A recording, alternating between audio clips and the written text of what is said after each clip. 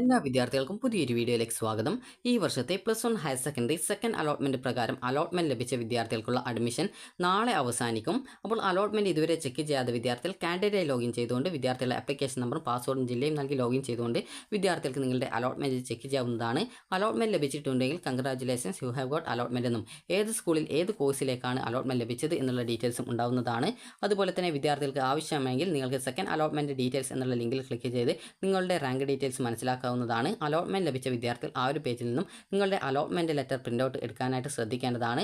Allotment ലെറ്ററും അതുപോലെ SSLC സർട്ടിഫിക്കറ്റിൻ്റെ ആ ഒരു കോപ്പി, അതായത് SSLC സർട്ടിഫിക്കറ്റ് ഒറിജിനൽ കിട്ടിയിട്ടില്ലെങ്കിൽ അതിൻ്റെ പ്രിന്റ് ഔട്ട്, ഒറിജിനൽ കിട്ടിയിട്ടുണ്ടെങ്കിൽ ഒറിജിനൽ കൂടി കയ്യിൽ കരുതുക. അതുപോലെ തന്നെ നിങ്ങളുടെ TC, അതുപോലെ തന്നെ കോൺടാക്ട് സർട്ടിഫിക്കറ്റ്, അതുപോലെ വല്ല reservation certificate, bonus point certificate, അതുപോലെ ടൈ ബ്രേക്ക് സർട്ടിഫിക്കറ്റ്.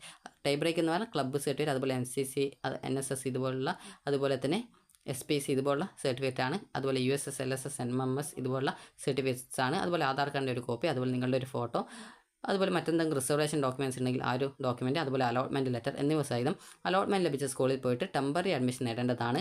പെർമനൻറ്റ് അഡ്മിഷന് ഫീസ് കൂടി കൊണ്ടുപോകേണ്ടതാണ്. അലോട്ട്മെൻറ്റ് ലെറ്ററിൽ എത്ര രൂപയാണ് ഫീസ് എന്നുള്ളത് നൽകിയിട്ടുണ്ടാകും. അതിനോടൊപ്പം PTA ഫണ്ട് പോലുള്ള ഫീസ് കൂടി ഉണ്ടായിരിക്കുന്നതാണ്. അപ്പോൾ ഇത്രയുമാണ് വിദ്യാർത്ഥികൾ ഈ ഒരു അഡ്മിഷനായിട്ട് പോകുമ്പോൾ എടുക്കേണ്ട ഡോക്യുമെൻറ്റ്സ് എന്ന് പറയുന്നത്.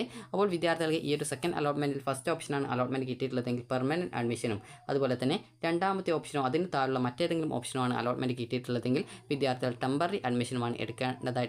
ടെമ്പററി അല്ലെങ്കിൽ വേണമെങ്കിൽ പെർമനൻറ്റ് അഡ്മിഷൻ നേടാവുന്നതാണ്. അതുപോലെ തന്നെ ഫസ്റ്റ് അലോട്ട്മെൻറ്റ് കിട്ടിയിട്ടുള്ള വിദ്യാർത്ഥികൾക്ക് ഒരു ഉദാഹരണം പറയുകയാണെങ്കിൽ നിങ്ങൾക്ക് അഞ്ചാമത്തെ ഓപ്ഷനാണ് അലോട്ട്മെൻറ്റ് കിട്ടിയിട്ടുള്ളത്. അപ്പോൾ നിങ്ങൾക്ക് അവിടെ ടെമ്പററി അഡ്മിഷനായിരുന്നു എടുത്തിരുന്നത്.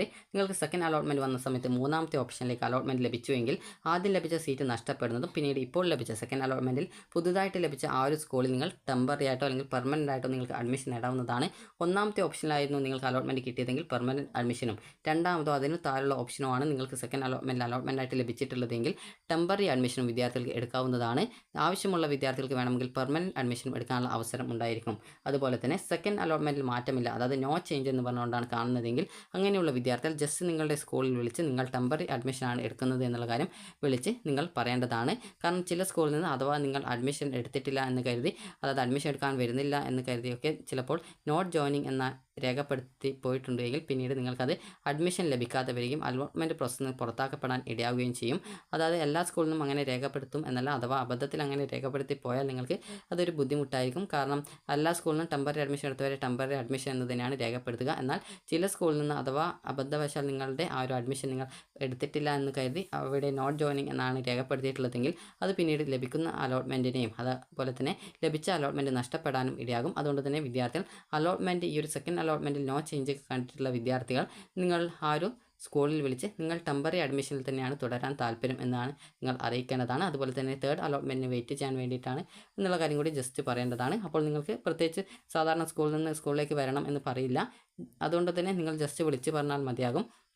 അപ്പോൾ അലോട്ട്മെൻറ്റ് ലഭിച്ചിട്ടുള്ള വിദ്യാർത്ഥികൾ നിർബന്ധമായിട്ടും നാളെ വൈകുന്നേരം 4 മണിക്ക് മുമ്പായിട്ട്, അതായത് രാവിലെ 11 മണിക്കേക്ക് പോയിട്ട് അഡ്മിഷൻ, അതായത് ആദ്യമായിട്ട് അലോട്ട്മെൻറ്റ് ലഭിച്ച വിദ്യാർത്ഥികൾ പോയിട്ട് അഡ്മിഷൻ നേടേണ്ടതാണ്.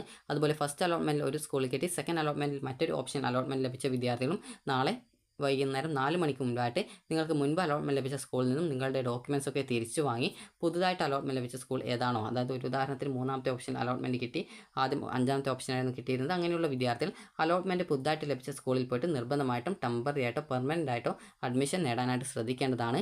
അലോട്ട്മെൻറ്റ് ലഭിച്ചിട്ടും അഡ്മിഷൻ നേടാത്ത വിദ്യാർത്ഥികളെ അലോട്ട്മെൻറ്റ് പ്രോസസ്സിൽ നിന്ന് പുറത്താക്കപ്പെടുന്നതായിരിക്കും. അതുപോലെ ഹയർ സെക്കൻഡറിയിലും വൊക്കേഷണൽ ഹയർ സെക്കൻഡറിയിലും അലോട്ട്മെൻറ്റ് ലഭിച്ച വിദ്യാർത്ഥികൾ നിങ്ങളുടെ വീട്ടുകാരുമായിട്ട് ആലോചിച്ച് അല്ലെങ്കിൽ നിങ്ങൾ സ്വന്തമായിട്ട് നിങ്ങൾക്ക് എവിടെയാണോ അഡ്മിഷൻ ഏറ്റവും കൂടുതൽ താല്പര്യം അവിടെ അഡ്മിഷൻ നേടേണ്ടതാണ്.